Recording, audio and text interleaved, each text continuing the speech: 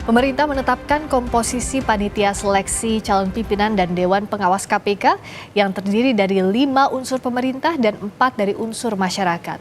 Komposisi pansel ini berbeda dengan pansel KPK sebelumnya karena unsur pemerintah lebih banyak dibanding unsur masyarakat. Pemerintah telah menetapkan komposisi panitia seleksi calon pimpinan dan Dewan Pengawas KPK.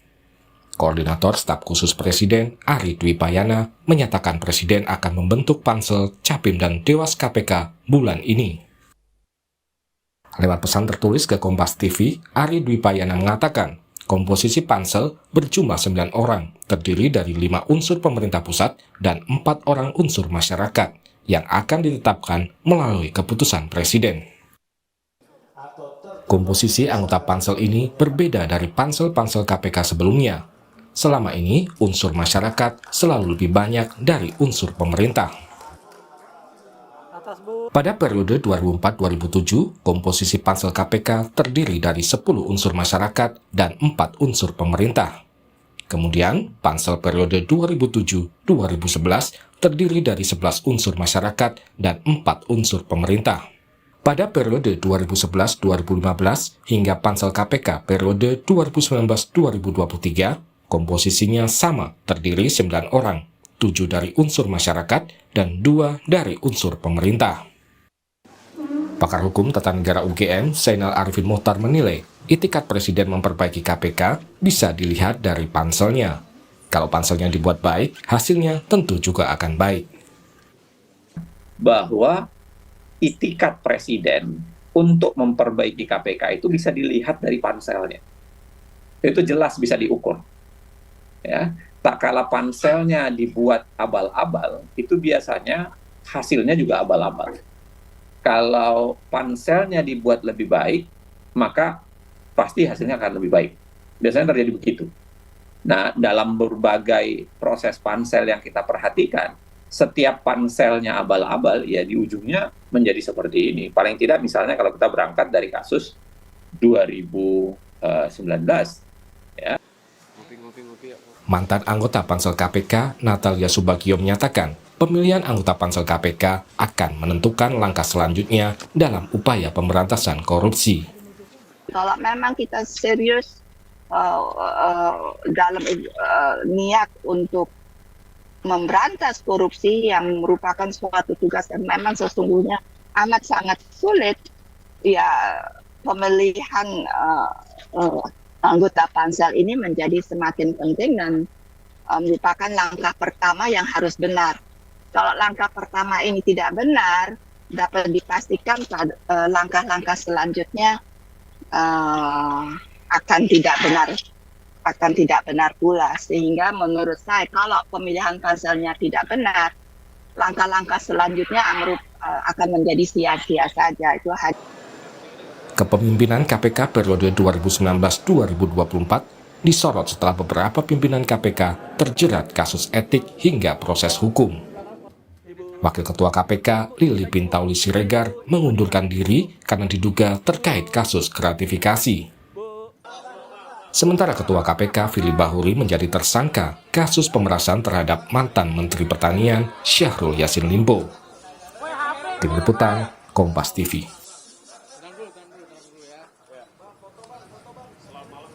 Pemerintah tetapkan komposisi pansel KPK 5 dari pemerintah dan 4 dari unsur masyarakat. Mengapa komposisi pansel KPK kali ini beda dengan sebelumnya?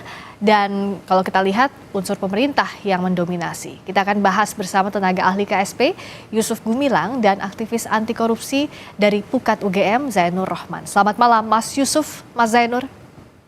Selamat malam. Selamat malam Mbak Friska, Pak Yusuf. Selamat Pak malam. Zainur, selamat malam Mas Zainur. Saya ke Mas Yusuf dulu. Sebenarnya kalau dari komposisi, ini kenapa berbeda dengan tahun-tahun sebelumnya? Unsur pemerintah ini lebih banyak dibandingkan unsur masyarakat, Mas Yusuf? Ya, baik. Sebenarnya begini Mbak, di undang-undangnya kan jelas ya. Jadi memang harus ada perwakilan dari pemerintah dan juga dari unsur masyarakat sipil. Dan sebenarnya pertimbangannya dalam konteks ini lebih kepada kita menjamin bahwa prosesnya bisa cepat berjalan karena jujur saja Mbak, kan memang eh, apa namanya perubahan pimpinan KPK yang sekarang ini kan melampaui masa kepemimpinan Presiden Joko Widodo ya Mbak ya. Kita tahu ada urgensi ke sana dan jangan dipikir apa namanya tim pemerintah ini tidak mendekati banyak teman-teman masyarakat sipil ya, teman-teman tokoh-tokoh masyarakat sipil dan lain semuanya sudah dilakukan Mbak. Jadi mulai akhir Maret sampai April dan seterusnya. Cuman memang kan ada dengan berbagai macam kondisi seperti ini, KPK yang sebelumnya seperti itu gitu ya. Jadi pimpinan KPK seperti itu. Jadi ada rekan-rekan juga yang mungkin menyatakan keengganannya gitu ya. Untuk menjadi pansel pimpinan KPK gitu. Jadi memang semua kanal sudah kita coba apa namanya untuk dilakukan untuk diseleksi dan seterusnya untuk jadi calon pimpinan pansel. Tetapi kan ya kita tahu ada berbagai macam pertimbangan yang itu di luar kendali pemerintah gitu. Jadi intinya ini adalah untuk menjamin ini tepat waktu pertama karena akhir bulan harus sudah naik ke Setnek dan Juni harus sudah mulai bekerja panselnya. Jadi memang tetapi dalam konteks ini adalah pemerintah bekerja serius untuk memastikan pansel ini dapat diterima oleh publik. Itu yang pertama, integritasnya terjamin dan juga kapasitasnya memang sesuai dengan bidangnya masing-masing. Jadi semua kanal sudah dicoba oleh pemerintah dan memang ini adalah komposisi yang menurut kami ideal kayak gitu ya untuk di waktu yang tersisa ini agar semuanya tetap ada on schedule. Demikian Mbak. Mas Yusuf, unsur pemerintah ini siapa lagi selain jaksa, polisi, apalagi yang mengisi? Ya, kalau berdasarkan apa namanya latar belakang bisa juga diisi oleh ASN ya, seperti kita tahu di yang pimpinan sebelumnya gitu kan. Itu ada dari Bappenas gitu ya, dari Stranas Pencegahan Korupsi dan seterusnya gitu ya. Jadi bisa dari ASN dan juga non ASN juga Mbak. Jadi tidak harus PNS semuanya, nggak gitu juga gitu ya. Jadi unsur pemerintah pusat ini juga bisa mewakili mungkin tokoh-tokoh yang memang punya kapasitas kayak gitu, pernah ada di pemerintah juga bisa, pernah jadi pejabat publik juga bisa kayak gitu. Tapi dia memang mewakili unsur pemerintah kayak gitu dan memang kapasitasnya dan integritasnya sudah dilakukan filtering. Sedemikian rupa. Demikian Mbak. Oke, Mas Zainur melihat komposisi ini yang berbeda dari tahun sebelumnya dengan pemerintah yang dominan, apakah bisa menjamin integritas dari pansel KPK ini dalam menentukan pimpinan KPK yang kita tahu kalau tahun ini ada banyak sekali problematikanya mulai dari etik sampai hukum. Nah, ini kan salah satu jalan untuk menuju ke sana adalah pansel KPK-nya dulu. Gimana Mas Zainur? Ya, betul Mbak Friska. Untuk dapat menghasilkan calon pimpinan KPK yang berintegritas, berkualitas, profesional, maka panselnya itu juga harus yang berkualitas. Nah, tadi disampaikan pemerintah punya problem waktu. Menurut saya justru sebenarnya pemerintah itu punya waktu yang sangat panjang karena periode kepemimpinan KPK saat ini, komisioner yang sedang menjabat itu diperpanjang 1 tahun oleh Mahkamah Konstitusi.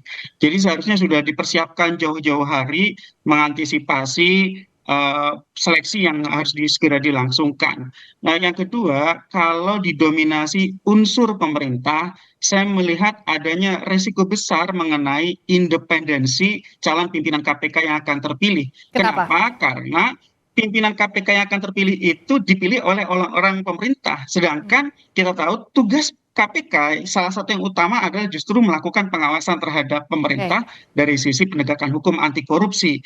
Ya KPK itu kan pasiennya ya justru adalah para birokrat, anggota DPR, polisi, jaksa dan seterusnya begitu ya. Sehingga seharusnya KPK sebagai sebuah lembaga negara yang bersifat independen, proses seleksi pimpinannya itu seharusnya didominasi oleh unsur-unsur independen. Sehingga harusnya secara normatif unsur panitia seleksi didominasi oleh unsur masyarakat. Itu pun seharusnya unsur masyarakatnya pun adalah masyarakat yang punya track record berintegritas, tidak punya cacat etik di masa lalu, tidak punya vested interest, kepentingan politik tertentu, partisan, yang itu bisa mengancam independensi KPK.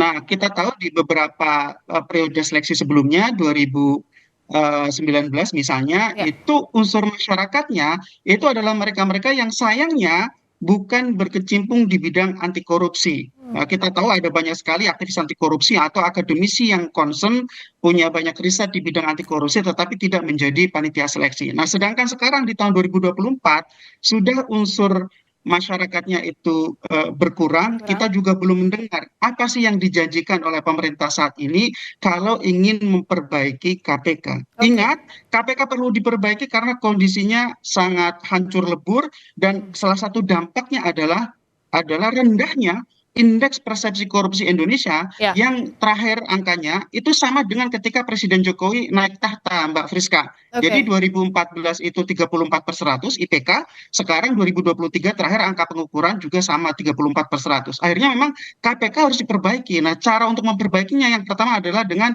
menyeleksi dengan proses seleksi yang baik, dengan cara tim seleksinya juga harus merupakan tim seleksi yang independen, yang berintegritas, tidak punya cacat etik, dan mereka bebas dari vested interest, kepentingan politik partisan, Mbak Ya. Friska. Nah ini, bagaimana menjamin independensinya, Mas Yusuf? Kalau sebagian besar unsurnya pemerintah, tentu pertanyaannya seperti tadi Mas Zainur bilang, independensinya seperti apa? Bagaimana menjamin bahwa pansel nanti independen, punya integritas, tidak akan ada cawe-cawe pemerintah dalam seleksi capim ini? Terima kasih. Yang tadi disampaikan Bang Zainur sebenarnya ya betul. Itu juga jadi concern pemerintah. Makanya kami pun mendekati berbagai macam tokoh-tokoh ya yang kita anggap punya kapasitas, punya integritas gitu ya. Sejak lama kayak gitu, termasuk juga unsur masyarakat kayak gitu. Tapi itu tadi karena ada social burden mungkin ya, kita tidak tahu pertimbangannya seperti apa. Nah, akhirnya komposisinya demikian. Tapi untuk menjamin independensi, untuk menjamin kapasitas dan integritas, sebenarnya gini Mbak, kan nanti ini kan ditetapkan oleh Kepres ya.